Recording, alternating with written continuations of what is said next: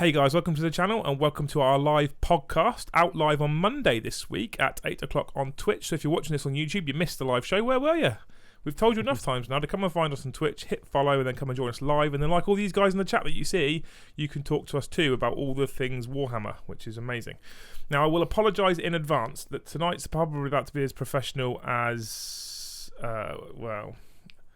That's how professional. It's as professional as Stevie Wonder's painting, let's be honest, because I am absolutely shattered. Mikey, Brom and I have spent a weekend away, romantic, and we've come back. Well, we got back at 10 o'clock last night. Yeah. I then ironed my work uniform and finally got to bed at just gone 11 and up 5 this morning to go to work for 12 hours, and now we're podcasting. I've only been home for an hour and I've had to smash dinner in as well and give Mikey and Brom their brand new t-shirts. Brand new Warhammer t-shirts, which will be available on Redbubble soon. So I will promise you that I'm not going to talk about new Chaos stuff this weekend. Hurrah! Because there are lots of people in the chat going, oh, new Chaos stuff. I'm not going to do it, apart from the fact that I have now got 2 boxes of Havocs and Terminators. That's it. That's all I'm covering. And I can't wait. Romantic. But they're all still sealed in the box. Both my squads of Space Marines are still sealed in the box. That's because we spent time in the bar, not we making did. models. Yeah, but we're socialising with other Warhammer people. We were. Which is important, right? So, Hashtag still talking about chaos. yeah, basically, that's it. That's me done.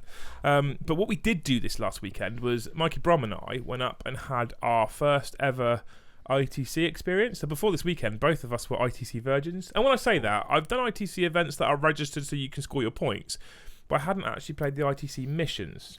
I'd done one. And I have a shocking, ITC. what I think is a mildly shocking revelation about ITC missions, which we'll talk about in a minute anyway. But we did our first event. So first of all, we'll give a massive, massive, massive shout out to the guys at Hellstorm Wargaming. Check them out, YouTube, Twitch. They have a premium channel, but it's crap. And check those guys out because they ran the event and it was absolutely incredible. Fairly smooth. Considering it was Into the Hellstorm 2, which was their second ever event. Well, the only thing that let them down was something out of their control. Yeah. So considering it was Into the Hellstorm 2, which was their second ever event, they did, and Mikey and the team did an absolutely, genuinely, and it's not just because I like Mikey, they did an incredible job. I will take every opportunity to slag them off if I get the chance. But on this occasion, I need to tell you that they did an amazing event. So check them out on Facebook. And when they advertise future events, and Into the Hellstorm 3 in August is going on for sale soon, make sure you check them out and get a ticket because it was just amazing stuff. We'll talk about the whole event weekend and how it was run in a bit because it's important that you get a feel for what was a tournament. In my opinion, considering it was his second event, Mikey's done something to show people how to run tournaments quite quickly, right? Because it was a competitive-ish tournament because he did put a couple of restrictions in which actually were quite nice. But he has set a standard, in my opinion, for tournaments because it was just so good. So it's a 2-day event. We went all the way up to north to Sutton in Ashfield. Thank you, Lambrose, for subscribing with Twitch Prime. To Sutton in Ashfield, which, if you live there, I'm very sorry, but I wouldn't want to. And it smells very fruity. But we went to a place called Sanctuary. Was it Sanctuary? Yeah, Sanctuary. It's not Sanctuary Wargaming, just Sanctuary, which is quite frankly one of the greatest Warhammer venues in the world. Yeah. Wow. So basically, it's an old church that is no longer a church, and they've bought it and turned it into a gaming centre and shop. So you walk in, and it's all Gothic windows and Gothic because it's a proper church still. Yeah. But they've ripped all the seats out and replaced them all with gaming tables. Solid gaming tables. None of this like they're just gonna knock it and then everything falls over. And it's got speakers. Solid. They have like Gothic battle music on in the background, and it's just a proper feel. And then you go step up the sort of what is the altar bit into the back, and that's the shop. And they've got loads of like stuff for sale. Awesome. Probably like Star Wars and Legion stuff, I think. But they've got 40k stuff and 2 more tables set up. And there's a cafe bit where you can get tea and coffee and chocolate and pot noodles and toilets. And it's just what a great venue because it's just got the proper Warhammer feel, I think, because it's all Gothic and awesome. It's just a shame it's in that location. But and it was cold. It was very cold. Like a church. It was very cold. All that money that we spent for tickets, and they couldn't pay for heating. Awkward. Yeah, it was good, right? And it was a quite trek for us, right? Because it was up by Nottingham way, and we're down Southampton way. So you're talking a good 3-4 hour trek for us to get up there. But totally worth it. It was a 5-game, 2-day ITC registered BCP sponsored event. 64 players, so it classifies as a GT, I think. GT, Yeah. It's a 64-player event, and was it a major? I don't know. No. I don't think it counts as major. I think it counts as GT, but I'll probably get told otherwise because Dan's in the chat correcting us all the time. Good. And I doing the Lord's work. So I recently had a revelation in the chat in Discord. Some of the patrons will sort of know this already because they were involved in part of that chat. I basically said that, you know what, I don't know. I originally thought this year I would maybe do something like hit the ITC scene and try and get a bit better at tournament play and a bit used to tournament play, etc. And I thought that would be a good thing to do because it's not something we do traditionally on the channel. And I've lost massive, having done a lot of research and reading and looking at other people's events and armies that go to these sorts of tournaments and people's sort of lists, etc. I thought to myself, I don't think that's me. I just don't think I like it. No, you like competitive cheese. You don't like that. Yeah, I like having cheesy combos and stuff, but I just don't think I can get in the headspace that is complete and utter, absolute, unadulterated tournament type play. I just, first of all, don't think I'm good enough. Two, I make too many decisions based on narrative over. I can build the most competitive list in the world, and then I go to the tabletop and I make silly decisions based on the fact that that's more narrative. And opponents are looking at me going, "What are you doing?" It makes sense. That's what would happen. Like when I charged a Calexis assassin with Eldrad and 2 Warlocks. Not sure that's very well advised. I made the Calexis retreat. Did you? Yes, he ran away. Anyway, so yeah, I don't think that is for me. And having said that about tournaments and the tournament scene, the event at Sanctuary this weekend is just different. It just has a different feel, and I just think it's a lot more of a sociable sort of tournament scene, even though there are still some very hardcore players there. So players like Alex Harrison, who you saw in the LVO final, were at Hellstorm too. So it attracts a semi-high caliber of player because it counts as, Dan's correct already, it counts as a major, which means it counts quite a lot towards your ITC score if you do well. Indeed. And it's 64 players, so you know it's as small as a major gets, but it's still a major. So it does attract a high caliber of player, and yet still the event was played in a really good spirit all weekend. I mean, both of us played 5 games, and I had 5 awesome games in which I had 5 awesome opponents, and Brom had 4 awesome games in which he had 5 awesome opponents. It's just one of your games was a bit sucky, wasn't it, to be honest? No holds barred. It was a bit shit for you, and that was your first game. It was a very nice bloke. Yeah, that's what I mean. Awesome opponent. Does that mean he smiled while he was pulling your pants down? He didn't just pull his pants down, Mikey. He didn't. He ripped them straight off and set them on fire. Ooh, smashed him. To be honest, it was one of the hardest counters Brom could have had. Yeah. So, let's put the caveat. He won the tournament. Yeah, with 5 right. with one of in fact with the only player, the only player with 5 wins, and he won the tournament. So I went down to the best, clearly. Yeah. Mikey always goes down on the best. Yeah. He giggled probably many times at the list that he got first. So what we'll do is I'll very quickly cover 5 games. Cover 5 games. I'm not going to go for a turn-by-turn analysis because that's boring for everyone watching. And you can quickly skim through your 5 games. They were very quickly. Yeah. It was just surprising the way you play. And then we'll talk about how ITC works. Because we did the ITC podcast ages ago with Mikey, and he joined us. And since we've now played the event, it's actually really interesting because I've got what, like I said at the start, what I think is a bit of a revelation about ITC games. And it's something I never expected. Now, categorically will state that I still don't think being hardcore competitive ITC type player is for me. It's just not me. I can build strong lists.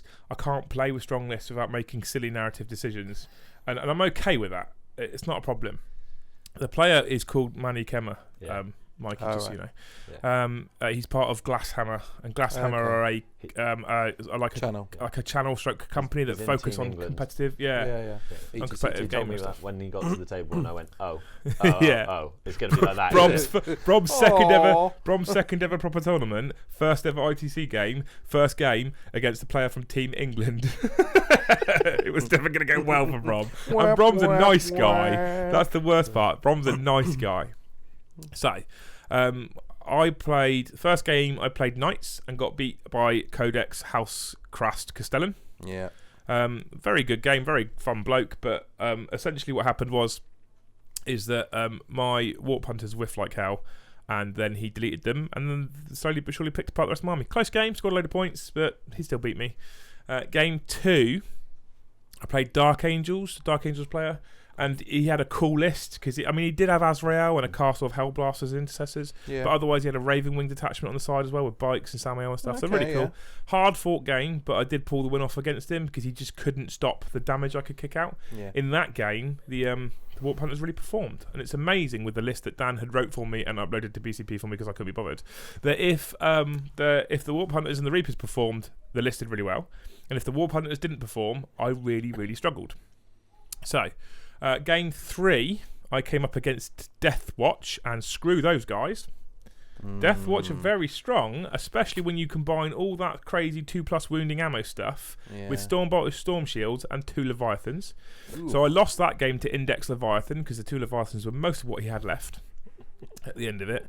Game 4, I played 90 Plague Bearers plus all the characters. Oh, God. I took the Reaper as a secondary. I'll explain that in a minute. But I managed to table him in turn 6. That was a really bad matchup for him. So I was really worried about it because it's stuff that doesn't die. But the funny thing is, if you can nerf my list as to what I took very quickly with some sort of long-range firepower, it really stings. Every loss really, really stings. Whereas he's Nurgle Demons, they don't have long-range firepower. No, they just walk across the list. No, not really, no. He had a 7-inch flamer from a character of some sort. It's all Plague Bearers and Nurglings, is it? No Nurglings. Plague Bearers, then Sloppity, Bilepiper. What's the dude on the chair? Epidemius. Oh, yeah. 2 Demon Princes with wings. Took Rotigus, which is really cool. Yeah, so lots of cool stuff. Yeah. But I was a bad matchup. I'm long range and fast, and I can outmaneuver even as quick as he can advance. Yeah, totally. That was unfortunate for him. So I did table him, which got me some good points, which shot me up the leaderboard, which was unfortunate because I played an AdMech list, which after spanking the hell out of Brom, then spanked the hell out of me. And that was because of... He was having a fun day there. That was because I played 4 games where I'd ignored Dan's tactics completely and just played narrative, and got to game 5 and went, I'm going to follow Dan's advice, and I set it all up to do exactly what he said, and then I whiffed for a turn of shooting, which should have gone well, and then he didn't, and the opposite happened. Someone had put batteries in his neutron lasers, and then it deleted all my tanks that would go back to charge all his neutron lasers to stop him from shooting, and then I lost. So that went that way. Oh. One thing I will say... You were nice. One thing I have learnt is that Reapers are insane. Mm-hmm. They are... I had a squad of 8 Reapers, 7 of them with the Reaper launchers and the Tempest launcher on the Exarch, and with Eldrad for Doom and Guide, and then a couple of Warlocks for Jinx if I needed it. And with those combos, there is very little that stands up to Reapers. Point delete. Every turn I had a full squad of Reapers and I got Doom and Guide, it was point delete. Genuinely, it's stupidly powerful. I stand by what I say about D6 shot range weapons. So I took 2 Warp Hunters that could Cloud Strike in and flame for 12 inches away. If you deep strike 9 inches away and open up your flamers, D6 shots is super unreliable. Yeah. Super unreliable, no matter how good when it works, and it worked against the Nurgle Demons, the poor bloke, when it works, it just removes what it points at. When it fails, it fails horrifically. Against the Knights, I deep struck them in on the end of turn 2's movement phase, in behind a Castellan, who'd lost 8 wounds already, and on a, what's the 2-gun one, the Crusader, who was down to 3 wounds. I fired both Warp Hunters, and I used a command point reroll for the number of shots on one of them, and I did no damage to either of them. Ugh. The first one, rolled a 2 to hit, of number of shots. Reroll that. 2 more. That served me right. Yeah. That's what always happens if rerolls. It's my own fault, And then I rolled 2 1s to wound. Whoops. And then I was like, that's okay. At least I could destroy the Crusader because I had Titan Slayers on my secondaries. And I did the same again for 2 shots, and I managed to wound with one of them, and he managed to save his 5+ because he didn't rotate Iron Shield save. Oh. Uh-oh. And then I got turned around. Then he turned around with his Castellan, and I got Castellaned. Yeah. I got Castellaned right in the backside. Mm-hmm. It was interesting because Dan wrote the list for me.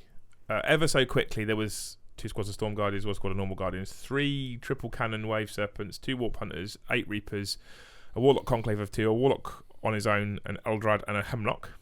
Good list, like good all-round list, strong list. He wrote it for me. First time I played it was the first game on Saturday. First time I played an ITC mission was the first game on Saturday. But what a great and what a great place to learn. I think sort of 70% of the people that were at that event hadn't played ITC events before, which was really, really cool. Brom, you will never ever guess what army he took. It was blue. If it's blue, he basically just likes Night painting Lords. blue. Yeah. So Brom took his Ultramarines. Yeah. And how did you get on, mate? Well, Manny tried to tell me at the first game that he doesn't play ITC. He plays ETC and just does well with his ITC points because he scores. So he's having a go. So it was almost one of his first ITC events. It didn't seem to make a difference. Didn't make a difference. He had 8 broadsides and a Riptide and lots of shield drones. Was he running a normal Riptide or a Yavara? Was it the HBC No, it's one? normal one. Normal. So Manny had 8 broadsides with smart missiles and high yield missiles. Yeah. And a Yavara. Not Yavara, sorry, and a Riptide. And more drones than you can shake a stick at. Yeah, it was 21 Yeah. shield drones. And he was running Talsept, and everything had not advanced targeting, whichever one is Skyfire. Yeah. Velocity Tracker, that's the one. Velocity tracker ones. Yeah. And when you've got a man whose list in one of his games, in game 4, Manny's list took on 9 Talos in a Dark Eldar list. And if you know what Talos can do, 9 of them is horrendous. Yeah. In a Prophets of the Flesh detachment, and in the first turn he deleted 7.5 Talos. Whoa! You realise just how much firepower he had in his Tau list. Oh my god, that must have been rolling hot though. Seriously. Well, yeah. He calls himself as being a bit lucky. Okay. that's Jammy, an understatement. Jammy right? is the word. He Yeah. said, people say I'm a bit jammy. I went, no. It's just the dice. You've obviously got, you just rolled a few. Apparently the glass hammer dice roll well. Some people have got it. Some people have got it. But he was also managing to light up most things with 5 marker lights, and then with Velocity Tracker against things like Talos, which fly, you're hit on 2 rolling once. Yeah, He only had 5 mark lights though, so he was lighting up one thing at a time, deleting it. Then you've got to remember as well, though, that in ITC, the bottom level of ruins blocks line of sight. Yeah. Doesn't matter if you've got smart missile systems. No. Yeah. Doesn't matter because you don't need them for Don't smart need missile line of systems. The list, actually, we were talking about this on the way home, weren't we? Yeah. Manny's list as Tau is one of those whereby what beats it? Because you try and charge it, it's got enough firepower and it can overwatch for each other. Because it's Talsept. And he shielded very well with his drones. I was just watching and learning, but you couldn't have got through his drones. I got Gilliman within range of one of the sets of drones, and only could overwatch with his Riptide. Yeah. Yeah. So what was in your list? Tell people what was in your list before we go on to your games. My list was G-Man, big old Bobby of course. G. Yeah. Tiggy and a really cheap lieutenant. Yeah. For my battalion head HQs. I had 9 intercessors, 5-man scout squad with sniper rifles, no camo cloaks, and then 5-man scout squad with bolt guns, just cheap troops, screening units. I had a standard shooty pointy dread. I had last cannon's missiles, yeah. last cannon's missiles. Yep. I had a Sicarian, relic Sicarian, and I had to pay for the dread to get my Sicarian, because it's a relic. Yeah. I had a Rapier cannon with a quad launcher, so I can do indirect fire. Yep, and I hide out line of sight. And I hide out line. Well, unless you're playing smart missile systems. Yeah, and then I had, which he shot last, killed it on the last turn, because it's 2 units technically, and he got his bonus points. Yeah. And then that's the tax for taking a levy. Storm cannons, good. And then an assassin. When he says levy, for those of you who don't know, for those of you watching this podcast and don't know what a levy is, that's a Leviathan, which, quite frankly, are possibly the strongest Astartes, maybe even Heretic Astartes unit that exists. It's Forge World, and it's expensive. I mean, your dual Storm Cannon levy is 300 and something points, 319 points like that, along those lines. A dual Butcher Cannon Chaos levy is 289 points. And the Loyalist one is a relic, which means you have to take another choice that fills the same type of slot. So as a levy's heavy support, you've got to take a heavy support choice to be able to field one. So it comes with a tax. Yeah. Having said that, the Rapier battery is a good unit. Yeah. Right. So although it's a tax, it's still a good unit. Yeah. Conversely, taking the Sicarian or Sakaran, or however you say it, which requires you to take an elite's choice, the last cannon missile dread is a shit tax. It wasn't that good. It's a crap tax, really, to be honest. I had apothecaries in there for a while, and then I just swapped them out and eventually went for the dread, because it was my long range reroll 1 bubble if I went for the Wisdom of the Ancients. That's the other thing. I mean, the dread does give you that. You can drop Wisdom of the Ancients on it and give yourself another reroll. Lieutenant next to him reroll ones. Yeah, which is So- really required when you've got Gullyman, right? It is when you move him up the board and try and be aggressive with him, Yeah. which had to happen against a few things. So game 1, you got dick kicked by Manny's Tau, Yeah, and that's nothing any of us could have done about that. no, Any one of us who'd have placed that Tau list would have probably ended up with the same result. Yeah. No matter who you are. I ended up quite a way down on table 32. Wait, how many tables were there, Brom? 32. Harsh. Well, at least you knew you were going to get the easiest possible game round 2. I played when I was playing the round 1, I was on table 23, and on table 24 next to me was a Marine player playing Tau. We played each other on the bottom table, so 2 Marines against each other. There you Both go. had our asses handed. Marines are in a weak place, right? Yeah. So he had Death Watch. Gareth was a great guy. It was a very tight game, and if his Corvus Blackstar hadn't have blown up in my lines, then probably would have had a bit more of a chance. But, Mordy and John says poor Brom. yeah, damn straight. Poor Brom. But he did win, and I lost my second game, but it was tight, so 4 points in it. Yeah, I mean, the thing is, this is what poor old Dan in the chat couldn't get his head round. I literally go to these events not trying to win a tournament. I don't care if I win a tournament. And equally, I actually don't care if I win the game. If I finish the game in turn 5 or 6 and there's a few points in it and it was a good old fight and a good giggle, I've won. Whether I've won or not, I've won, because that's a good game against someone who I wouldn't normally have played, and probably against a list I wouldn't normally have played. Yeah. And that's why I love events like that. I'm not going to hit the ITC scene and do loads and loads of tournaments, but that's why I love events like that. And I think at that event, the fact that it was the first event I think I've ever been to where I played 5 very enjoyable games against 5 legends, it speaks volumes to the sort of caliber of people that they attract to this event, which was really good. Yep. So he had his Death Watch wound on 2s. That was a new learning experience. Yeah, they're not straightforward Marines, are they? I'm out of your range, 36-inch range away. Oh no, they just extend their range. Yeah. That's lovely. Yeah, good. But he took old school Marines and new school Marines, so it was a nice mix of Storm Shields and things with 2 wounds. That was the second game, right? Yeah. Yeah. Third game I played Jake. Jake had Orcs. Orcs on a table where we had a big line of sight blocking terrain in the middle, and he had to go around it. Was not going to be good for him. Castled up really well and hid.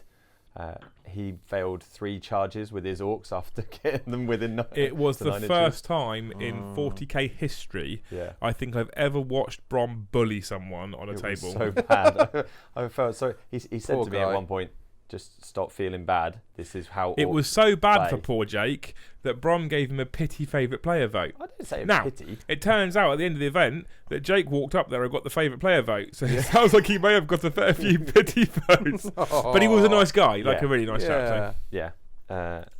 So that was it.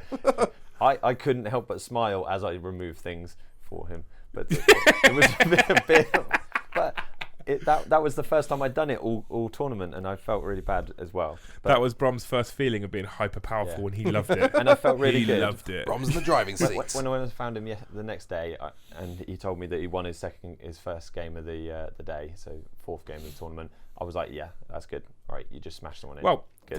if you think about it though, to play you in the game 3, you've lost 2. Normally means he's lost 2. Yeah. So that means at the end of day 1, he's lost all 3 games with his Orcs. Yeah. And Orc players are fun players normally. Yeah. Aren't they? Most of them are just fun players who play them because they love Orcs. He scored a lot of points because they have a lot of objectives in their area, and he held more than me most of the game. But I killed a lot. Yeah. A lot. The next day, I played the Admech. That was not a game that I was looking forward to. Because lots of shooty, and I didn't quite outrange him. I can't remember the guy's name. Mike, who also normally plays at Confrontation down in Portsmouth. Yes, which is really cool. I'd seen him down there before. Yeah. And he blew up my Sicarian with his first turn. It blew up and took out Tiggy, my scouts, my rapier cannon. Now we'll pause there for a minute, Brom. Across the course of 5 games, how many times did your Sicarian or Leviathan or Dreadnought blow up? 5. He just 5 times. Every time something died, it blew up and killed all of his other stuff. Seriously, on the channel we have like one thing blow up every 3 months. And Yeah. then I had 5 things in one tournament, and a Corvus Black Star in my lines. Brilliant. You couldn't write a Levy a little bit more chance of blowing up. Yeah, 5+, right? Yeah. With a reroll. Yeah. No. No. Because I might not have saved the reroll. But that was some learning mistakes. Learning tree. Yeah. So I played Mike. Mike blew up my Sicarian, and I killed the rest of my army for him. And then G-Man did some good things. Made his first turn charge. First turn charge. Deleted 2 units, costing me a lot of command points. And then he consolidated in. Mike then turned every gun he had. I saw it. I saw him with ring of roses around the outside of him, with every gun the AdMech force had to bear, and then I pulled the trigger. And then I laid him down. Yeah, because he could get back up. Yep. And did he? No. Was that with a reroll? That was with a reroll. Which is bad because he got up against Manny. Yeah. When you didn't care if he got up because you were dead anyway. I was dead anyway. Yeah. Hello, Andy Byrne. Welcome. A Flashman Andy. I'm going to call him Flash Mandy because it's funnier. Flash Mandy says when you really don't want to roll that 6, you don't need to do a 6 with a levy. It's a 5 or a 6. Yeah. And it does lots of wounds. It does do very many wounds. So I lost to the AdMech that came and spanked you. Welcome to Primitive Intellect as well. Hi. Yeah, you lost the AdMech that then came and spanked me. Yeah. You gave him loads of points, which meant I then played him. And I looked table left, table right when I got beat by that AdMech list. And I fancied both of those tables and maybe had a go at one of them. But because you got beat so badly, I then had to play him. And then I got my back doors kicked in. Yep. But anyway, your last game? And my last game was against Dean. Dean was an absolute narrative nut who hadn't heard of us. So he spent the whole game hearing about us. So, but we I we love had narrative. a narrative. Have you heard of Moorhammer and DeploymentZone.tv? Yeah. So Rob basically became a salesperson for the last game. But so he turns up to the table and he sees that I've got Guilliman and he goes, whatever happens in this game, my giant, I don't even know what it is. What's the? I'll find out what it is. What was he playing? He was playing Nurgle Demons, and it was the big old Rotigus type style monster. It wasn't Rotigus. Yeah, it was a great unclean one. He went, this must fight him. Put him at the front of your army and just charge me. And I was like, what? I'll slap you with my fire stick. Yeah, maybe. That could happen. And then, so we did, I didn't do that, obviously, because I wanted to win and he could have slapped me. But I did have a Bloodthirster off with him. Oh, okay. I did whittle him down a long way first. And he had 2 Demon Princes. Both of them died. Rotigus died. But he had fun. He failed his charges again. Combat armies failing their charges, which could have done an awful lot of damage. Yeah. I was teaching him some shenanigans about charges. And he said, to be fair, he said at the end of the game, because I came over and chatted to the pair of you, and he said at the end of the game that he learnt a load off you, actually, which is surprising because you don't know anything. I don't know anything, so I was teaching him stuff. So he must have learned. Yeah. People would think you were being mean there, but Brom's like, no, that's true. Yeah. Yeah. But, I mean, as we've said on numerous occasions, it was a great event at the end, and they were all great opponents. And, I mean, I played one of the guys that you played, and I came over and saw your table a couple of times, and you did the same to me. No point did I think I was having a miserable game. The only one that might have been a bit of a rubbish game for you was game 1, but it was made up by the fact that he wasn't that guy. He was a nice guy with it. Yeah. Right? And I will never mind. I said this on numerous occasions throughout the course of the weekend. I can be tabled in 3 turns and enjoy the game if my opponent's a good bloke. Yeah. As long as he's a nice guy and we can spin a bit of a narrative to it and we enjoy ourselves, I got no problem with it, genuinely. If he's a arrogant, what's the word I'm looking for? Arsehole. Yeah. I mean, kind of, yeah. Smoke but you get what I mean. Yeah. Someone who's just not,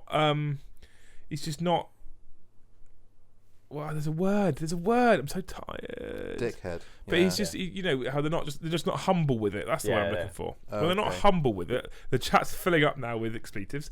When they're not humble with the win, then you don't enjoy the game. If they're quite humble and they're quite friendly and quite nice, my last game, the tactic set up was that turn 2, I deep struck in both the Warp Hunters, and so this is how it went. So turn 1, my turn, his turn, meh. Yeah. He killed a Wave Serpent. I killed 2 units of servitors. Was alright, wasn't too bad. Turn 2, he deep struck in his Calidus. Is it Calidus, the one that does 3d6 charge? No, the Inviscerate. The Viscera assassin. The Eversaw. That's the one. Thank you. Thank you, Mike. Saying it wrong the whole So the Eversaw. So he deep struck in the Eversaw 9 inches away from the Dark Reapers with a 3d6 charge and failed the charge. Oh, poor guy. With a reroll. Those Eversaws are nasty. Yeah, so he failed the charge with a reroll. Anyway, my turn 2, I deep struck in both the Warp Hunters to take out one on a Dream Crawler, one on some Servitors. I then stepped the Reapers out and opened fire on the Eversaw. Now he's got a stratagem he can play, which gives him a 4-up vulnerable save, 4-up vulnerable pain save. Sorry. Yeah. So I jinxed him, so he had a 5-up vulnerable save. I said, "Do you want to play the stratagem?" No. Sure. He said he's dead. You've got Guide, you've got Doom, you've got Jinx. He's dead. Okay, as long as you're sure. Open fire. After his invulnerable saving throws, he'd only taken 5 wounds, which was 2 damage each, which is 10 wounds on an Eversaw that's got 6 wounds. Yeah. So he said, "Oh, I really should have played that stratagem. So if you want to use a command point, I'll let you do it." And he sort of stopped and looked at me like, "What sort of crazy trap is this?" Yeah. No trap, mate. We're here to have fun. At this time, it's game 5. You can't right? win. I'm sort of mid-table to low table-ish. I can't go any higher or any lower. That's going to make any difference to any prizes at all. I'm never going to go anywhere near Bastion Faction. I'm not going to get Wooden Spoon. It makes no difference. He told me that his Eversaw had whiffed time and time again this weekend. So I was like, do it. If you want to do it, do it. Because you're not guaranteed to make all your 4-ups. And he did. He survived on a single wound. And the next turn he charged the Reapers and killed them all. So I was nice to him. I did that before I'd fired my Warp Hunters. Had I known they were going to do what they did, I probably wouldn't let them do it and kept the Reapers alive. But that, for me, that's the spirit the game should be played in. Yeah. Right? I don't. If you're playing for top table, maybe not. Someone forgets or doesn't choose to do a rule like that. It's a bit different. But when you're mid-table and it makes no difference to either of us in any way who wins or loses, and he's gone, my Eversaw has been rubbish all weekend, and he's taking his time to build and paint this. Do it, mate. Crack on. He didn't whiff against me. Did he not? He made the charge, but to be fair, all he killed was he killed 1 unit of scouts and my Dread. Okay. My Dread then blew up, caused 1 wound to him, and killed my lieutenant, myself. And then he retreated and moved on to an objective and started there for the rest of the game. So even though he didn't win, pretty effective for 85 points. So there's some takeaways for me. There's some takeaways from the tournament. Yeah. I need less which I think, honest to God, I honestly think I would apply these to. There's this big. We've had this discussion, this question before on the channel, and I'm going to divert ever so slightly, but it's still relevant to the topic. Whereby I've said in the past, I don't like the fact that tournaments do influence people who play narrative. Yeah. Fly keyword change, for example, right in the charge phase. I've actively said in the past, I don't like the fact that hyper-competitive tournaments that literally abuse the rules can then have a negative effect on a narrative player. As a narrative player, I like the fact that people with jump packs on can use those jump packs in the charge phase. Why wouldn't you, narratively speaking? I understand the change for match play because of the way it was being abused. I think it was a better fix, but I understand why they did it.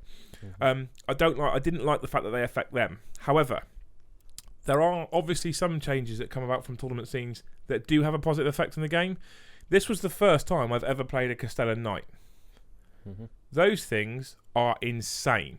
Yeah. And at the weekend there was 3 Castellan Knights. I should mention also that Hellstorm's event this time round was single codex only. Yeah. Single sub-faction only. With the exception of Dark Eldar. Yeah. And they had, I think, a max of 2 factions. Yeah. Oh, right, okay. So you couldn't do the 3 patrol thing for 3 extra points or whatever it was. I think. I can't remember exactly, but because I don't play Dark Eldar, so I didn't really look. Ascended something similar the weekend before. So my list running with Ulthway for Eldrad, for example, I couldn't then take a Latok Flywing, for example. Or if you're playing Ultramarines, you couldn't then take Raven Guard Dreadnoughts, for example, or whatever you might choose to do. Yeah. There was no souping of that type. It's literally single faction, single codex. People say that balances the game. I completely disagree. I think it just shifts the balance. I don't think anything you can actually do to the game at the moment genuinely completely balances the game for competitive play at all. No, well, I think what it does though, it just basically shifts the goalposts a bit. So massively, people on the back foot, and they've got to kind of scramble to do a list. So they got less time to really hone their list and make it super cheesy. It certainly shifts the meta because there are, and we had this big discussion in the SN chat before, whereby someone said that player skill is 70 to 80% of the victory. And I agree 100%. Yeah. But what I stated to that person was, if you had two players of equal measure, say you cloned a player, and I know this is impossible, but say you cloned a player, and say both of them had mathematically perfectly average dice in a game, and one of them had the Drakari Codex and could take anything he wanted in his list, and they had the same list building ability, and one of them had the Grey Knight Codex and could take anything he wanted in his list, same list building ability, who wins that game? Dark Eldar. Yeah, every time. Full stop. Drakari win. And I am talking in an impossible situation when you've got two players the exact same, who build lists the exact same, who have had exactly mathematically perfect dice throughout the whole game. Drakari win. They just do. You can't stop it. So in a game where that's a thing, you will never balance soup by banning soup and having monofaction. You just can't. But you do shift the meta, and it does become something different from a normal tournament, and for that I applaud them. Yeah. So what you don't tend to see is a top table of guard and smash captains and Castellan and flyer soup, and you don't see that. You do see other lists that will tend to dominate monofactions, like broadsides everywhere. Drakari was in there was at least 2 lists in the top 5. Yeah. Just because I'll just butt in quickly. Dylan's just asked how do you join Discord. If you scroll down on the Twitch homepage, there is a support us on Patreon big picture, an orange picture. If you click that picture, it will take you straight to Patreon, and then you can sign up via Patreon that way. There we go. That's for anyone who wants to join us in Discord. We've had like 6 people join in the last 5 days. It's been amazing. The sign up rate. It's been awesome, and they've all jumped in and really enjoyed it, which is cool. So I don't think going single faction balances 40k at all. I don't think soup balances 40k. I don't think there's anything you can do. We were discussing this at the weekend. I don't think there's anything you can do that truly balances the game. There's too many armies, factions, units, combinations, stratagems, psychic powers. Well, you just can't. Even if you could balance it, then you can release a new codex. I take it back, or a new campaign book. Yeah. You know, and then you got to balance it again. I mean, it's just a moving goalpost all the time. Just got to get it as close as you can, really. Of course, and it doesn't. I don't necessarily know for people like us who play battle reports for channels, enjoy chucking dice at each other, etc. I don't think we need that balance. No. Because we will naturally balance it to have a good game against each other. Yeah. Because we will. Yep. I just don't think... And if you're playing pick-up games in some stores, inevitably you will find that guy. Yeah, he'll normally be the one in the corner, and then he sees who's got an opponent, and his eyes light up. He's normally the one in the corner who the regulars won't play. Yeah. So you will have that guy, but 9 times out of 10, people don't go to a pickup game at GW to bring the most dick-kicking possible list they can, because they know that in 2-3 weeks' time, everyone's going to get bored of them and won't play them. Yeah. So I don't think we need that level of balance for our level of 40k. And I think for tournament play, it's just interesting because it moves the goalposts and it makes some people that have relied on their guard soup to charge up their Castellans think differently. Yeah, and I think that can't be a bad thing. Yeah, no, I agree. And I think as well, like, you know, things change all the time. It's good because it won't get boring. You know, there's new stuff to look at all the time. Yeah, new shiny. Yeah. So, and one thing I will say about ITC missions, so some of you might not know what ITC missions are or how they work. Essentially, because I didn't. Even with the ITC chat I had with Mikey, I didn't understand how they work when I turned up on Saturday morning. Mikey Brom tried to explain it to me in the drive on the way up there. We had 4 hours. I wasn't really listening. And but I just got on the table and went, I've never done this before. And he went, yeah, me neither. And we went for it. So essentially, each mission told you where to place your objectives. There was normally between 3 to 5 objectives. Has to be an odd number, I think. Yeah. Because someone has to hold more. Oh, actually, I think there's one there. No, I think there's one that has 4 objectives. Didn't there? Doesn't normally. So there was normally between 3 to 5. So there's 3, 4, or 5 objectives. Never 6, never 1 or 2, obviously. And then you had, and that was it. As simple as that. And then you picked secondaries, and there was a list of secondaries. So for example, there was one called the Reaper, which was a secondary objective, which for every 20 models you killed, you scored a victory point. Yes. And you can get up to a total of 4 for each secondary. There was one called Mark for Death. You have to pick 4 units at 7 power level or above, and for everyone you destroy, you get a victory point. There was one called Big Game Hunter. For every vehicle or monster keyword that you destroy, you get a victory point. One called Titan Slayer. For every 4 wounds you take off of a Titan, 8 wounds you take off of a Titan, you score a victory point. There's one called King Slayer. For every 2 wounds you take off of a character that's the Warlord, you score a victory point, unless that character's got the Titanic or monster keyword. In which case, anyone, couldn't you? Yeah, in which any case, enemy model. In which case it's 4 wounds. So it had to be a character, wasn't it? Yeah, it had to be a character, but you got an extra bonus point for killing a warlord if that happened to be the warlord. Yeah. But basically, you pick an enemy character, and for every 2 wounds you kill, you get you get a command point. Yeah. Not a command point, victory point. For every 4 wounds, if it's a monster or talent, you get a victory point. And there's other things behind enemy lines. If you start your turn in the opponent's deployment zone, you get a victory point. Recon. If you have a unit in each corner of the board, at the end of your turn, you get a victory point. King of the Hill. At the end of the game, you've got more models controlling the centre of the board. Victory point. There's loads of different things you can do.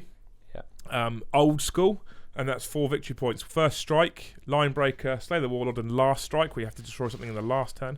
So lots and lots of little victory points you can do. For casual gaming, if you both know and understand ITC games and you go to some sort of GW store, that I think honestly adds more balance to the game, being able to pick your secondary objectives than any type of list restriction ever will. Yeah. With the simplicity of the primary objectives. Yeah. So basically what happens then is you go into a set 5 or 6 rounds. So there's no random game length.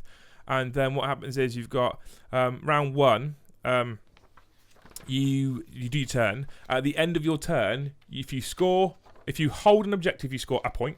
If you kill a unit, you score a point. Then your opponent does his turn, and at the end of his turn, if he holds an objective, he scores a point, and if he kills a unit, he scores a point. At the end of that battle round, you work out who held more objectives at the end of the battle round, and if someone held more than the other, they get an additional point. Who killed more units than the other person at the end of that battle round, and whoever's killed the most units out of the 2 gets an additional victory point, and if no one did it and it's a draw, no one gets the point. Yeah. And there's normally a bonus. So for example, some of them will tell you have to control every single objective marker to gain a bonus point. Some of them will tell you have to control the 2 that you place to gain a victory point, etc. So you've got a potential of 5 primary points per game turn, per battle round. And then at the same time you're scoring secondaries. So you've got 30 points from your primaries available, and then you've got 12 points from your secondaries, so it's 42 points total. Yeah, and that's a max win. It's quite a nice dynamic in that if you go second, you also have an advantage as well as going first. Oh, 100%. So, so it's not like going first is auto win or anything like that. I've always been really dubious about ITC being overly complicated and complicating a game for the sake of tournament play, and therefore maybe not being great for balance. And now I honestly think that there is so much balance brought in by the way that an ITC mission plays that it's almost, although we're talking about a competitive tournament that we went to, you can almost turn up to a local gaming store, and if you both knew ITC, that's the kicker at the moment, right? Because a lot of people don't know ITC missions. If you both knew ITC, and if the game was set up that for pick-up missions, it was set up in an ITC style mission, it's, I think, really easy to pick up. And I think really add some sort of balance between you and a stranger to make a game. I very rarely, I had 5 games and only one of them was over by turn 3. The other 4 games we were going to turn 5 or 6, and apart from the Nurgle Demons, because that poor bloke struggled against me, the other 3 was who was going to win. They were great, and I surprised myself to say that I think ITC missions adds a lot of balance to friendly games. The hardest thing for that is the understanding how many points you might score on your secondaries. If you know them, and that's the point, is if you know ITC and you know those secondaries, then you either build your list for it, or you know your opponent's models so that you know, okay, so they've got 4 characters, I can definitely get Headhunter and kill each one of those characters. Otherwise, actually, the last 3 people I played all came up to me, or as we started, and I go, secondaries, I've got to pick a secondary. They went, most people have been taking Reaper against me and Headhunter against me and this. And I was like, okay, double check that. Yeah, that makes a lot of sense. Write that down. Yeah, good cheers. I think that's part of what people are a bit sort of mystified is choosing your secondaries and how that works, and because there are so many you can choose from, I think people get a bit sort of... and there's a few combinations where you can't score certain ones. I would almost guarantee that there are some secondaries in that pack that you might as well not put them in there. King of the Hill. Yeah, King of the Hill? You had to have 2 units of infantry, non-characters, in the middle of the board. At the end of the game? At the end of the round. End of the round? Yeah. I don't think I saw anyone take King of the Hill at all. The ground control was you got a point for every objective you held at the end of the game. So you had to hold 4 to win. Yeah, so basically, if at the end of the 6th battle round you held 4 of the objective markers, you then got 4 points. Engineers I only saw once, and then played it against you as well, which is he had servitors and he stood them on an objective because they can't do anything. They're not allowed to do anything to get the point. And they don't do anything because they're servitors and they're shit. And it's also interesting as well because if someone, for example, for argument's sake, just kills one and holds one for 6 game turns, he gets 12 VPs. If you then do all your secondaries and none of the others, you get 12 VPs. And it's not like in some games that I've played in the past, SN No Retreat, they do this. Not criticism, not criticising them, they love their events, but this is something that's different. In SN, if you win the primary, you get X number of points. If you win the secondary, you get X number of points. If you win the tertiary, you get X number of points, right? Yeah. If you win the primary and the tertiary, the guy who's got the secondary won't win the game, full stop. In ITC, there is no winning primary and winning secondary. You just add all the points up at the end. Yeah. Primary's worth more because you've got 5 points of battle rounds you could potentially score. It's normally never seen, which means there's a total of 30 points, as we've said, and secondary's only 12. So it is worth more primary, but there's often people scoring 2 to 3 points maximum each primary round. You said it was out of 42, and I lost 40-6 first game. That just shows you how dominant that towel list was. Ouch. Yeah, Manny really touched you in strange, horrible, dark places, didn't he? Yeah, very much. Touched you on the inside. Yeah. So it was great. If you're interested in those sorts of events, check out Hellstorm's page because it just was really good fun with really good blokes. They did some amazing stuff. They put on food each day, so they had an individual food company come in and cook hot food for everyone on both days for lunch. That was part of your entry ticket price. Yeah. On the Saturday they had a horse box bar pull up. And they had a horse box outside the front door, which was a bar that sold cold beers, gins, spirits, etc. Nice. That was all provided. I mean, obviously, you had to pay for your beer, but that was all provided. I did not need more alcohol from the night before. and at the end of it, wasn't part of your game plan. They ran a raffle ticket. Ran a raffle that had loads of prizes in. They had many events: best painted, best in faction, best all that kind of stuff. It was just brilliant. Yeah. And for their second ever major. Well, the first one they didn't run, there wasn't even a major, it was a GT. For the second ever major, what an epic effort from the Hellstorm boys. So I want to give them a big fucking well done and say that was brilliant, well done, that was just incredible. And I don't normally walk away from tournaments often wanting to go back, and I would quite happily go back to that event. Yeah, definitely. And when I've just spent the last few weeks doing things like pulling out of the London GT because I'm just not interested in playing that now. No. I'm not interested in that sort of size of event to go and play. And they're running another one in August. I'm actually thinking about attending that one. I've said to Mikey today I might come back because it's early August. End of August we've obviously got the deploymentzone.tv open day, so it's early August. And I've said to him I might come and have a bash again just because it was good fun. And you can take. I mean, the only downside was like the bottom player was a Crimson Fists Space Marine only player, and I think one of the things we saw this weekend, if I'm honest, is that mono-faction Marines are still, no disrespect, Mikey, this is genuinely not a dig just because I hate Ultramarines, they're still crap. The highest placed one was sick, Deathwatch. That's Deathwatch, though. That's not mono-faction Space Marines, that's Deathwatch. Different codex. I'm on about normal Space Marine codex. Right, so where was the top one of them? Yeah. Now, I placed terribly. I think I placed 42nd or something out of 64. But I don't care about where I placed. I care about the fact that it was a great weekend. Tank Space Wolves came 33rd. Space Wolves, different codex. Yep, he did take a lot of Terminators though. He did, different codex though. It is. Terminators are our new meta. Dark Angels filled above us. Dark Angels not. It's still not a Space Marine codex. Keep 40th. 40th with what? Adeptus Astartes. It doesn't say. It is. He took Raven Guard. Raven Guard. So the -1 to hit. Yeah. So 40th out of 64 was the highest a mono-faction Space Marine codex and came. Then the next person was 46th. It is cos they is pup. That was Adeptus. The next person was 51st with the really nice shiny blue.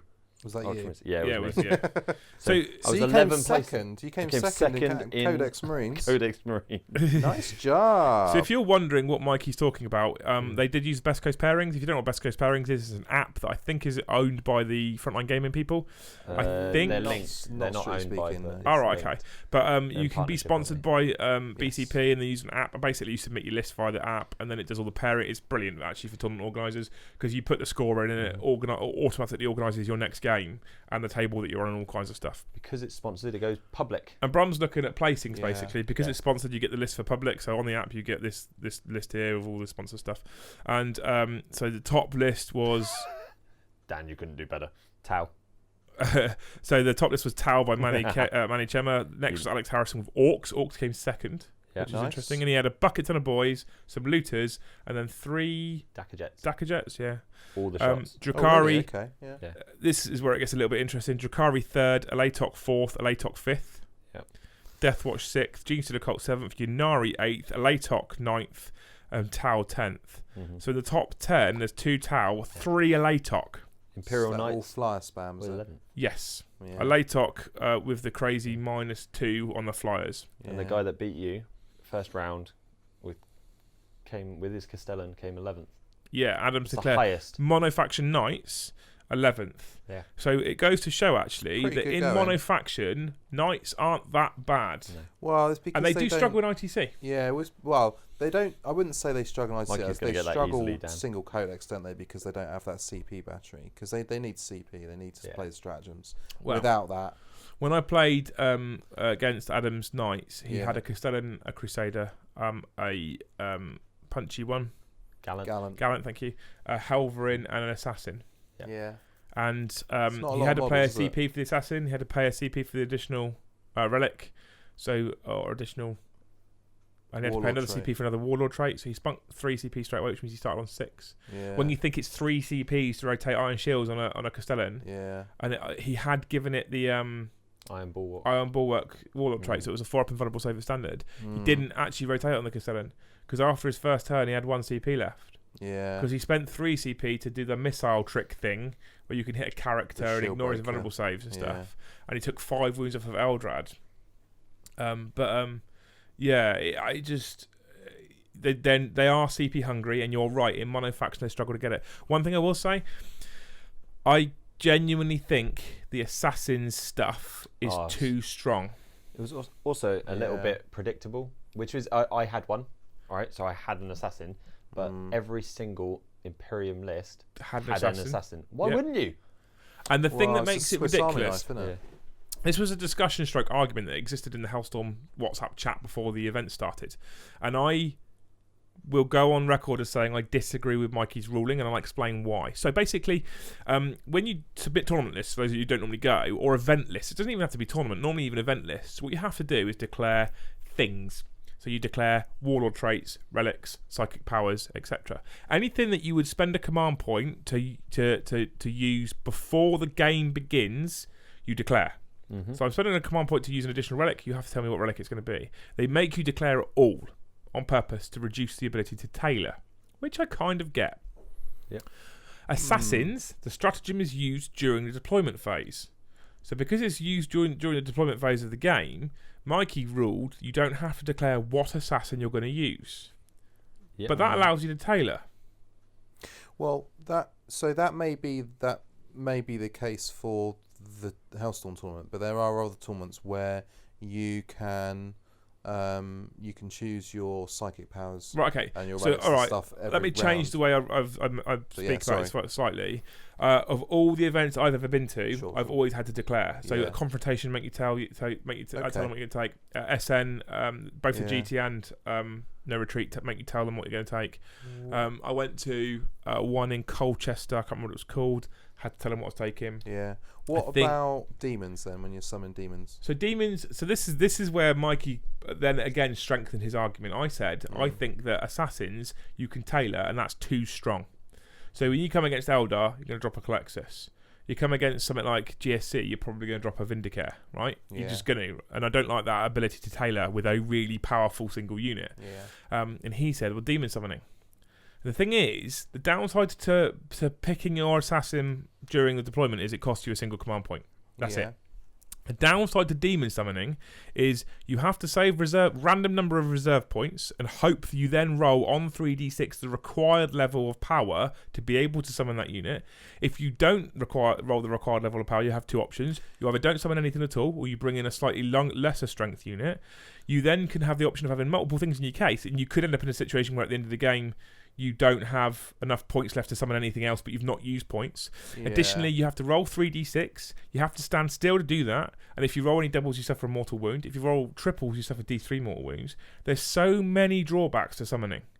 There are, yes, but if you've got a suitcase full of demons of different kinds and stuff, you can pretty much always summon something that's useful. So let me put it this way then. Yeah. 64 players at Hellstorm 2. How many players throughout the event do you think summoned? Yeah, none. How many people bought assassins? Yeah, loads. 22. But it's single codex, isn't it, as well? So 22 assassins. Yeah. It is single codex, but I don't know how that works with Chaos characters summoning Chaos demons, because there are demons within the Chaos Space Marine book. So if you the last list I played was multiple different demons. Yeah, but that's a demons codex. Demons, and he had. And obviously, Codex Demons characters can summon Codex Demons as well. Yeah. But zero Codex summoning. But not if you have Heretic Astartes. So if you have you can summon Bloodletters, horrors, demonettes that no one takes, and Plague Bearers. Yeah. Yeah, I know. I mean, I get what you're saying. 100% get what you're saying. But I'm sort of playing devil's advocate here. I don't disagree with you. Yeah, 100% get what you're saying. But when you look at an event like that, and you're like I say, 0 people summoned out of 64 players, and 22 people brought assassins, or 22 assassins were fielded in the game. Sure. That 64 players, 22 assassins turned up to that event. How many assassins in the top 10? None. Oh, actually, no. There was a Deathwatch player, I think. So there may have been one assassin. Let me have a quick look. Is it super powerful then? I suppose that's an interesting question, isn't it? When you think about it 46 reinforcement points. Eh? You what? So I mean, the Deathwatch bloke. I mean, had 86 reinforcement points. So enough points for an assassin. Yeah. Is it super powerful? As in, is it going to win you events? No. Yeah. I mean, I suppose what you're trying to say is that is it kind of unfair that you get to tailor your list, whereas no one else gets the opportunity to? Only Imperium players can do it. I get that. I see what you're saying. I've got no issue with, because what the other thing that Assassin does, which is interesting, is essentially it turns a list that is in a tournament that says no soup into a soup. No, it's a really weak broth. It's not a proper soup, right? It's basically water with a little vegetable floating around. It's more like a casserole. Yeah. But it is a soup in the sense that it's Space Marines plus Officio as a Sonorium, so it is kind of a soup. So you're allowing someone to soup in an event that it allows no soup. Yeah, and that's why I've got a massive problem with Yunari and Monofaction. That's legal soup, and I don't like that. Yeah. Well, we'll see what happens in the next GW. The next GW, White Dwarf. And I also don't like the fact that you can tailor it, whereas I can't change my psychic power. So I might say I'm Chaos. I might not choose to run Death Hex in my list normally. I might then come up against an assassin like a Eversaw. I might suddenly choose I want Death Hex because he's got an Eversaw for 4 memorable save. Chaos Smiley is for, isn't it? I know you've got a strategy that you can do it, but you see what I'm getting at. No, I know, but I fully understand that there are ways around it, and I'm possibly picking rubbish examples. But you see what I'm getting at. Yeah, I do. So take Space Marines then as an opposite example. You're coming up against Talos, and you haven't chosen to take whatever the invulnerable save removing one is that you got. Yep, Null Zone that Brom can never pass. And you're coming up against 9 Talos. Didn't use it. So normally you might take Might of Heroes and Psychic Scourge, perhaps, with your Psyker. And then you come up against 9 Talos, you might decide you want Null Zone.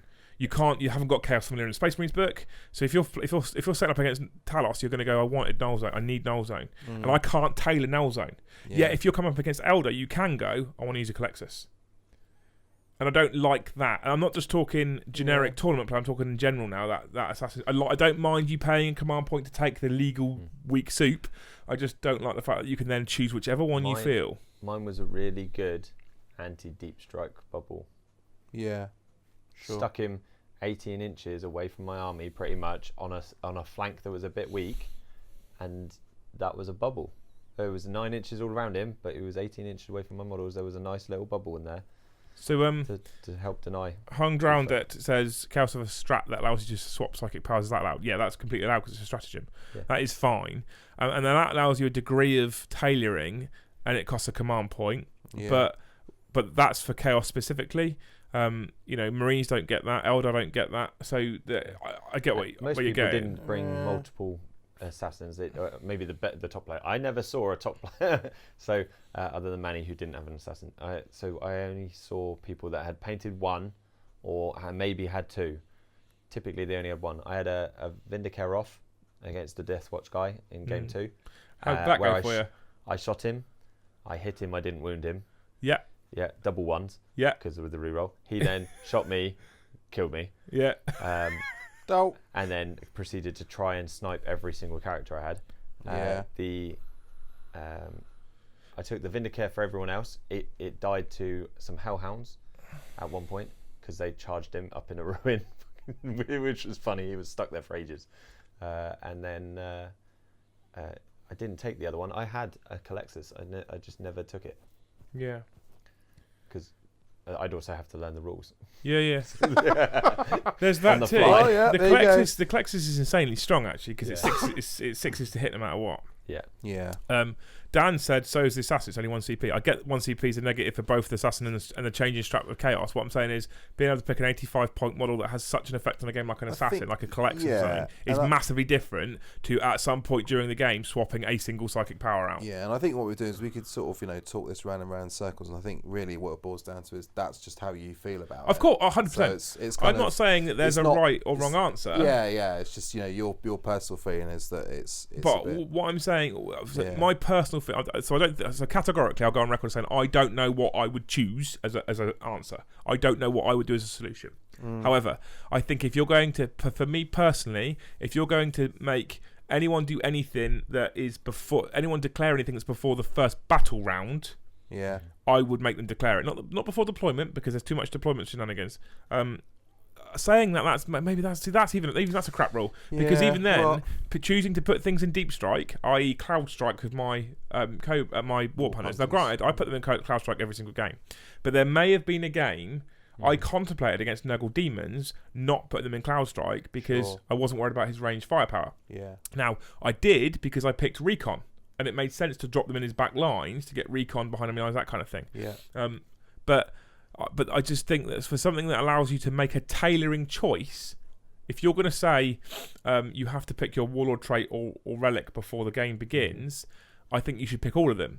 Conversely, if you're going to say you don't have to declare deep strikes, you don't have to declare assassins, etc., then why make it about declaring Warlord traits and psychic powers? There is people out there that have suggested, well, it's because of time. So an army that's got 1,000 Suns, they've got 4 or 5 psychers that can take 2 or 3 powers. It'll take him ages to pick his powers. I guarantee you it won't. Because when he builds that list, he's already going to have a set of favourite powers that he likes to use. And then he may change his mind with 1 or 2. I guarantee you it won't change the amount of time it takes him to pick. Most people will look at a codex and like 2 or 3 relics. So when you come up against an opponent and you pick your relic, singular, you'll only have a choice of 3 rather than a choice of 3 pages because you just will already have your go-tos normally. Yeah, I think in general it's a good idea to have to declare everything beforehand because also if you can change it per round, it opens up an opportunity for people to be exploitative and also for just getting things wrong. I think if you declared it in your list beforehand, you're still gaining the benefit of having the cheap 1 CP'd assassin, but you're being limited a little bit because you are souping. The other thing I will say as well is I'm 100% not criticising the Hellstorm boys for making the call that they made. Assassins as a supplement's been out for weeks, month or 2. Over a month. It's really difficult to make a genuine judgment call as to how much they're going to affect what happens when it's only been out for that short amount of time. So I'm genuinely not criticising their decision. I'm just saying that's the one thing I didn't like was that for me personally that you had to declare psychic powers, warlord traits, etc. I had to declare that Eldred was my warlord and that this was the powers he's going to take, but this guy could pick whatever assassin he wanted. I, on the other hand, did like it. I guess who got to take the assassin? Do you know what? A bit of that. Actually, there's been a suggestion dropped in the chat from a guy called Hung Drowned Debt. What about pre-written builds of selections, psychic traits, etc.? You bring 3 builds. You can play. So you kind of have deck of 3. Okay. Deck of 3 lists. Like decking, really, this is the one I'm picking. I kind of like that. That's kind of cool. It's interesting as to whether. Jamie, that makes much more sense and significantly easier to say. It's much simpler than perhaps allowing people complete free reign before a game, but it is a little bit more complex. It's interesting. It's interesting that GW's event they don't make you declare. I don't think they do. I think GW let you play the. But having said that, I'm commenting as a man who has never gone to a heat and doesn't really ever want to. So pass. Anyway, don't know. The long and short of it is, the event was great. There's some definite talking points that have come out of it for me about how ITC missions work and the fact that I thought they were aimed at super hyper competitive. Hello, Scrivo. I thought they were aimed at super hyper competitive and then just not. I think they had a lovely balance to it. Yeah. I liked the mono-faction thing that they ran because there was a bit of dominance at the top for things like Drukhari and Alatok because they just are the strongest mono codexes. I double checked. Actually, Drukhari there was one list in the top 15 because Mark did so well. So Drukhari so far down. For me, the difference between Drukhari and Craftwild Eldar is mastering Drukhari is significantly harder than mastering Craftwild Eldar, in my opinion. And this is coming from a Craftwild Eldar player. Mm-hmm. Mastering Drukhari is difficult. Yeah, it just is difficult. Army, yeah. And if you get it wrong, they will fall apart. Yeah, because if you get it right, they will devastate. Yeah, I mean, you got the Prophets of Flesh. They've all got their Rimvuns on pretty much everything. Troops and the Grotesques and the Taloses. But all the rest of Drukhari stuff is pretty paper thin armor. So what Dan said in the chat a while ago was when we mentioned that the 7.5 Talos died. The Talos went first. Yeah, they did. Yeah. They just didn't make their charges. No. Yeah. I mean that sounds an awful lot like lucky dice rolls and stuff. I mean, I don't know. Dan does say unless you play Talos, specifically 9 Talos, because 6 isn't that bad. No. 9 is very dirty. If you don't know what Talos are, they're just absolute monsters. They're essentially a toughness 6 wound, 5 attack lunatic with an invulnerable save, and a really good gun. Haywire guns, and the ability to chop anything to pieces as well. Thanks for the follow, Scrivo. And they fly. So yeah, they're just brilliant. They're just a very good unit. But still, I still think there is a degree of finesse that is required. Let's be fair. Mark Cromblehome, I think his name is, very, very good tournament player. 3 for 3 to day 1. Day 2, first game was against the list that won against Manny's Tau, and again he lost 7.5 Talos in turn 1. Tough for 7/7 wins, even better. Thanks, Dan. And then his last game he played Alex Harrison's Orcs, and they blew him off the table as well. So they are good Talos, but still he got beaten by 2 strong lists by 2 strong players. Mm-hmm. So yeah, it was interesting. I love the event. They've got one in August. Dan is about to drop in the chat and tell us when the tickets are going on sale. I think it's next Wednesday. If you like the idea of dipping your toe in the water for tournaments in what was a very friendly setting for the people that went and the type of people that are going, it's a great one to give it a go. Yep. I'm also looking at maybe going to Confrontation in October, which is run by Ricky, and it's down the south coast. I can drive there and come back home in the night in half an hour, which is why I like going to those events. That's the same. He doesn't play ITC missions. He plays like normal rulebook type missions, but it's also a very relaxed, very chilled atmosphere. They're the events I love. They're not quite narrative events. No. And I would like a proper narrative event. But after seeing how much effort these guys have done into this event, it would take a lot to do. It does take a lot of effort, and that's why it's phenomenal that they managed to pull it out. Mikey said he started organising this in January. Yeah. And this harks back to something we spoke about on the channel previously, about the potential to organise a narrative event, right? He started to organise his event in January, and it took him 3 months to get it ready to a point where 64 players could come and play. And he painted scenery most nights from January to now, and he only supplied the scenery for the top half of the tables. The other half of the tables, the scenery was supplied by the venue.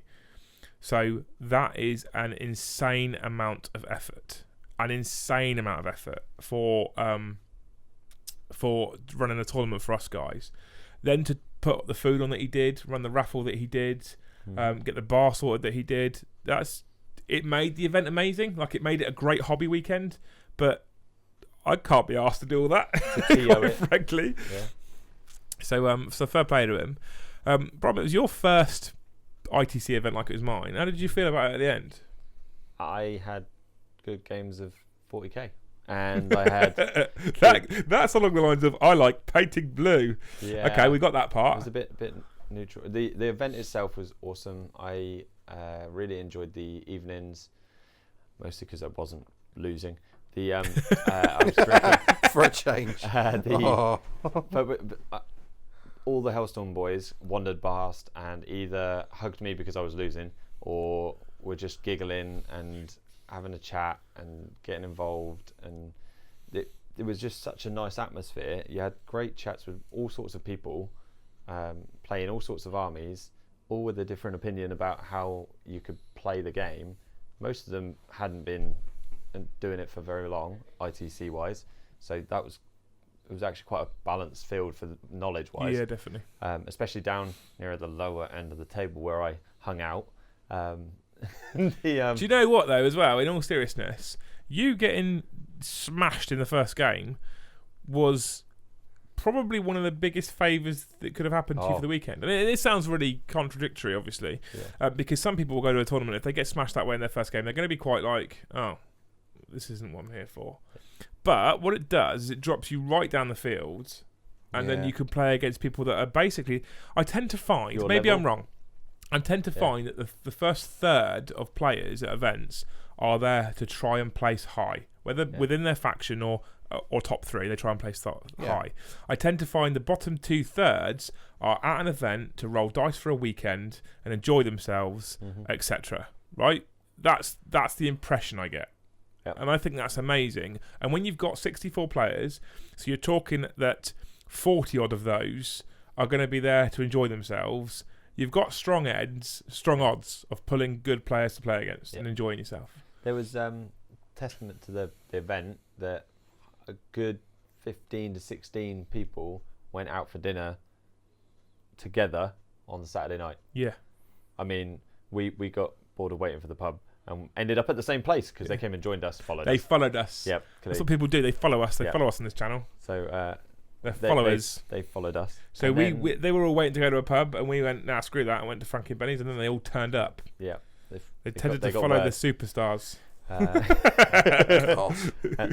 then cringing so we hard. Had quite a good time hanging out in the bar after that, talking lists, and there is a different world. All right, so I tell you what, to very competitive people, and that's one of the things that I was a little bit sad about.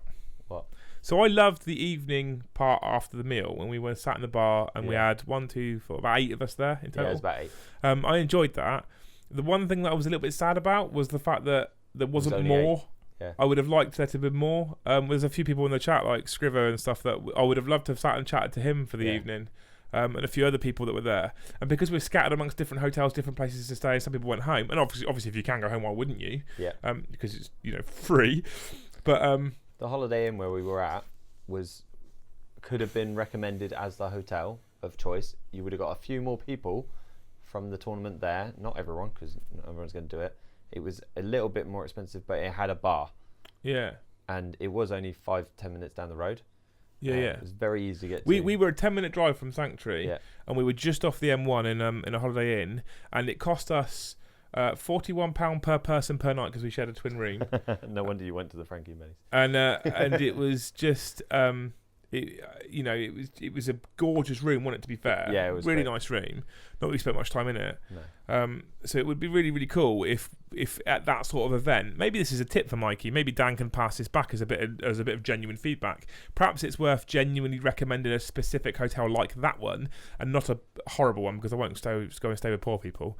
Or in a 2-star hotel. Yeah. Yeah, and then we can have a better organised. I'm not trying to whinge, because I'm genuinely not whinging. And he organised so much, so this is me now piling on someone who's already organised so much. But that social aspect of just the 8 of us. Imagine if that was 20 of us, right? Still only a third of people. So if you can organise we're going to eat here at Frankie Benny's, and then we're going to go to this bar at this hotel, for example, on the Saturday evening, and it's actually kind of central to all the other hotels, and it's a 10-minute taxi ride, so you could all come and have beers. That's amazing. That would be incredible. So he was there. Like that's where the team Hellstorm that had travelled. Yeah, Dan said it's the location is sat in Ashfield. Unfortunately, you are right, mate, because Saturn Ashfield doesn't have hotels in it that you're going to want to stay in or put anything down in or get undressed in.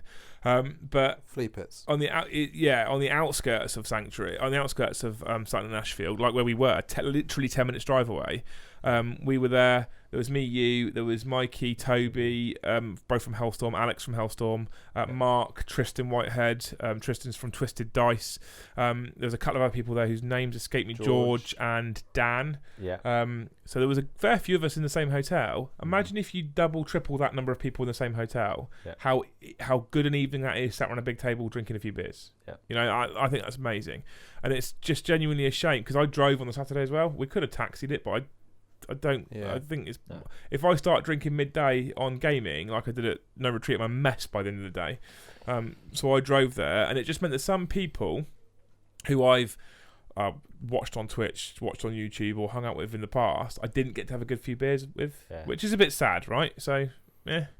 But it wasn't. It's not takes nothing away from the weekend. We did sat and chat with Mark, who's a competitive player who knows game testers and stuff. He knew none of the channels really. No, he doesn't watch or listen to them, and I don't blame him because actually, if he's got that sort of people in his chat groups where he's compiling lists and stuff, you don't need it. Well, Mark reckons he plays 3 to 4 tournaments a month, and his 20 games of 40k, not including his game nights. Yeah. That's a lot of gaming. He just 40Ks. Yeah, he's for life. And he knew a lot. He knows a lot. Yeah. He's come up with some really cool. What I want to do, right, is I really want to get him on a video where we can show off all those little rules nuances, but with actual models, because they're just funny. Some of the stuff he comes up with. What was even better was he's a narrative buff as well. Yeah. So you can try and argue any way round with it, and he's like, "Well, it just won't do it." Yeah. It's good. So. Dan has said if it was in Sheffield, you'd be in a gold mine of hotels. I don't want it to be in Sheffield. I want the church sanctuary because that was cool. Yeah. Anyway, check out House on Wargaming's page. Check out their Facebook, Instagram, YouTube, etc. Because you know the events are amazing. The videos are all right. I mean, they almost should quit YouTube and just go into events. No, don't do that. Don't do that. It's too funny watching them on YouTube. So check those guys out. Elliot on screen is good. It was genuinely an awesome event. I would honestly say that because obviously we tend to have a more narrative viewer base on this channel, don't we? Yeah. We tend to have people that are more interested in narrative than anything else, right? Which is cool. And it was very interesting for me as a more narrative person, and Brom was a more narrative person, to hit our first proper ITC event, and our first proper set of ITC rules. If you're a narrative player who is concerned about ITC, don't be. It's not that frightening once you start to get used to it, in my opinion. I think it's a lot less scary than it's made out to be. Yeah. I think it's a lot easier to understand, and I think it's just good. It's just good fun if you get the right group of people. Oh, 100%. And they seem to attract the right audience. I mean, Hellstorm as a channel, you look at the way they play and the way they behave on camera, they're probably going to attract the kind of audience that people that like us also enjoy.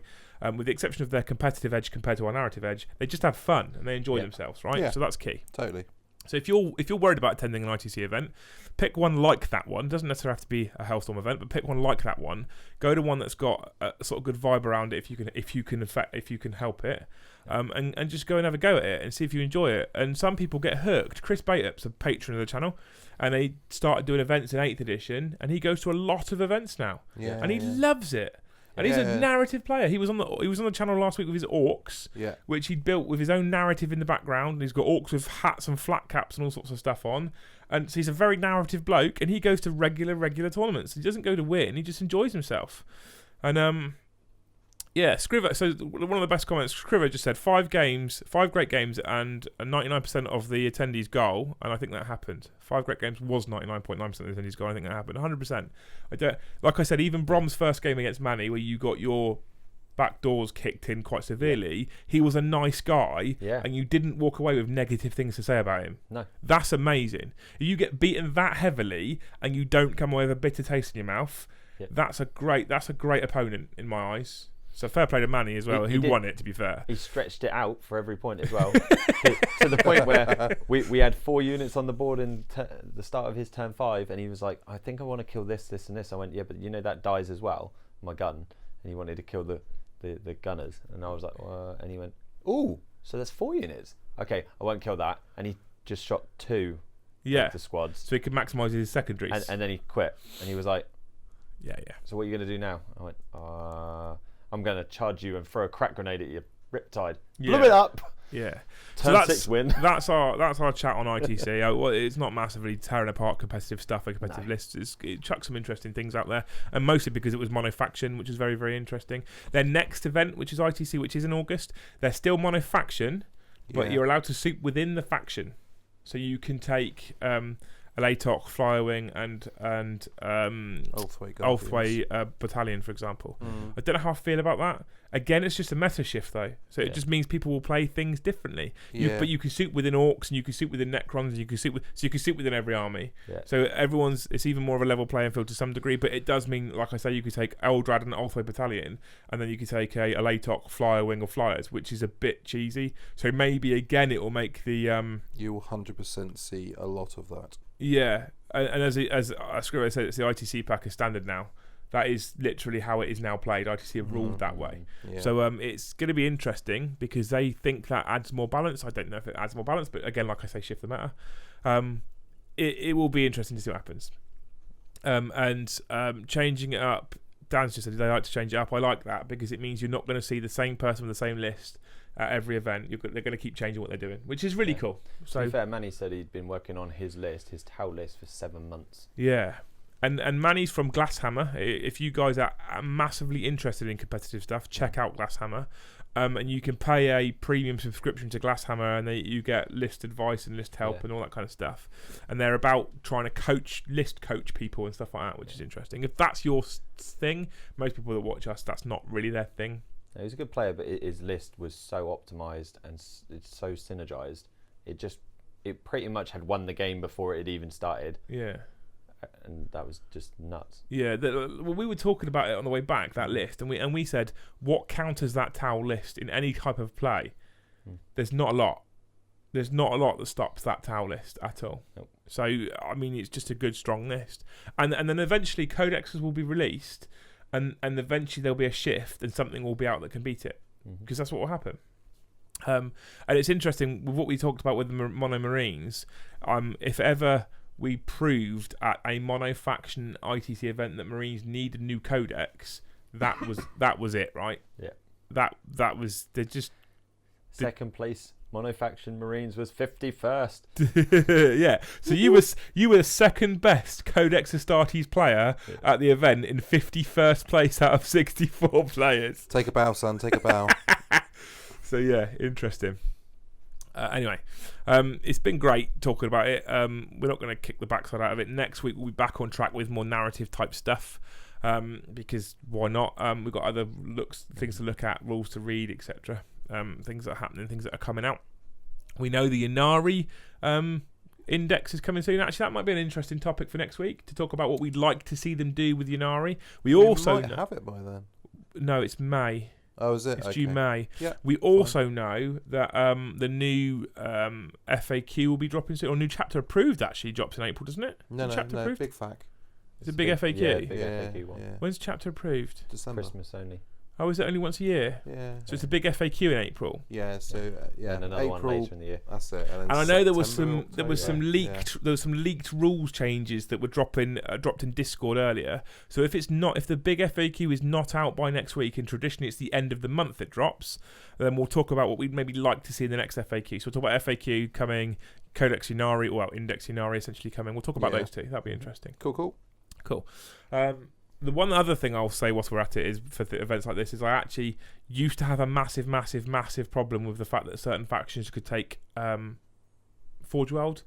I now retract that statement because factions like Space Marines need it, quite frankly. They need it to give them some sort of an edge at least. Your list without that Leviathan and with mono-faction codex would have struggled big style. Well, you rewrote my list on the way back and was like, now you take 2. Yeah, I did write a list for you on the way back. Yeah, that you went, ooh, that's quite nice. With the Sakaran as well? Oh, no. We'll take that out. Yeah, the Sakarans work if you take 3 of them, I think. But otherwise, they're a bit weak on their own. Yeah. You have to build a list around them. And the problem with taking 3 Sakarans as relics, you need 3 other elites. Do you have to? Yes. Have to pay the tax. I mean, that's not too bad, though. I'm sure apothecaries. Quite cheap, aren't they? I don't know. I don't care. No.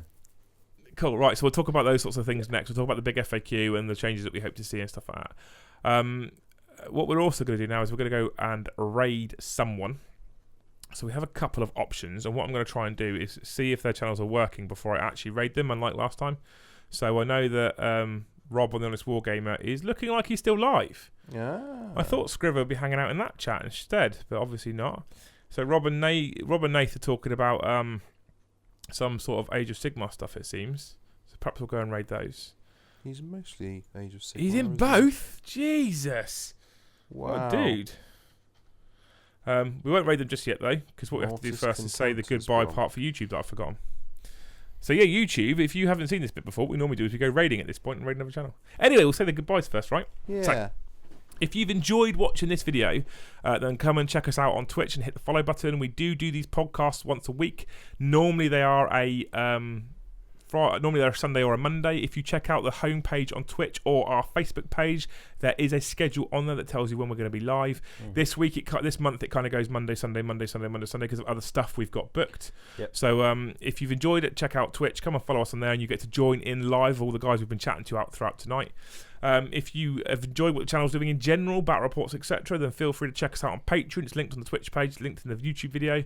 We've had a lot of people come and join us lately, so we're up to like 85, 86 patrons. It'll be amazing for more of you to come and join us and talk hobby. We've got a map on there, and you could drop a pin and go and meet new players and all that kind of stuff. So check us out on Patreon. Come and join us in Discord. It's a very busy community. If you have seen battle reports on Warhammer and you do enjoy them, don't forget to check out www.deploymentzone.tv. It's been across the screen the whole time. That is a website owned by myself and Winters from Winters SEO. We put a battle report on YouTube every single Tuesday without fail. So there's about 40 or 50 battle reports near enough on there at the moment. We're hitting our 1 year anniversary soon on the 1st of June. At that point, obviously, there'll be 52 because we've had a year, right? Just makes sense. So check out deploymentzone.tv. There's also Winter's Top Tips. There's the big debates. There's Sit and Talks. There's loads of stuff on there. But don't forget to check out the Deployment Zone. It's an amazing place to go and hang out. Yeah, definitely. You got the new what's it called? The campaign, the sort of Space Hulk style campaign. Yeah. Very good. Pride Before Dawn 1 and 2. Yeah, really good campaign. So check that out. Check out that. That's an awesome campaign and lots of fun. And there's more campaigns coming. Winters has got a campaign booked in, I believe, at some point with Sorcerer Dave. I've got a campaign booked in later in the year with Winters. We're actually thinking about running the 13th against the End of All Things, where I'll take the control of the Death Guard, he'll take control of the Space Marines, and we're going to do a Space Marine versus Death Guard campaign. I think that would be a lot of fun. Good. A lot of fun. So check it out. The last 2 shout-outs go to all our current Patreons because you're all legends and I love you all very much, and it's awesome chatting to you all the way through these podcasts. And the other one goes out to Element Games, our sponsor, because Matt's a legend. And actually, by being a Patreon, you get access to Discord, and in Discord is Matt from Element Games, and he answers questions for people as well. When he's not on holiday. We've also got James from Blazing Brush Studios, our painting studio, who's in there. So there's loads of stuff you get for being in Discord. Yep. So I hope you've enjoyed it. Check out our videos, and we'll see you in the next one. And Mikey P forgot his love you bye. Love you bye. Wow, that's the effort they're getting tonight. Love you bye. Yeah. Love you bye. There we go. There you go. There you go.